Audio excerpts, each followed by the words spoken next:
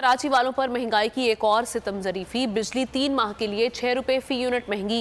नेपरा ने वफाकी हुकूमत की दरख्वास्त पर मंजूरी दे दी। सार्फिन से वसूलियां अप्रैल में और जून के बिल्स में सार्फिन पर 20 अरब का इजाफी बोझ डालने के इंतजामात मुकम्मल कर लिए गए। तो नजर आ रहा है सामने लिखा हुआ है जुल्म मिटने के लिए। 2 चीजों से मिटेगा भाई।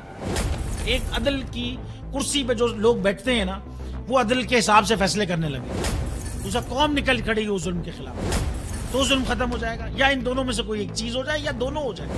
अगर 420 का मुकदमा था, उस वक्त अदलिया में जो लोग बैठे हुए केस देख रहे थे, वो पूछते ना, यार चीट हुआ कौन है।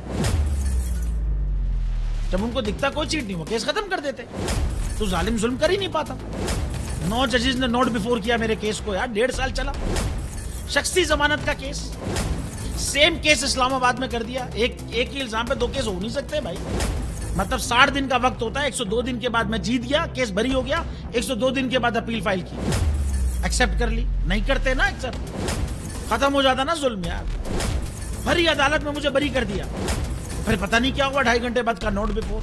मैं नहीं सुनता ये केस, खड़े रहते अपने फैसले पे, मिट जाता जुल्म। अल्लाह ताला ने बिठाया इन कुर्सियों पे इनको यार, ये अल्लाह ताला की तरफ से फैसले करने हैं।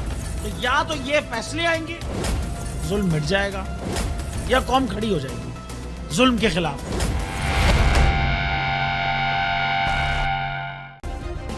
सब्सक्राइब करें और बेल दबाएं ताकि कोई खबर रह न जाए।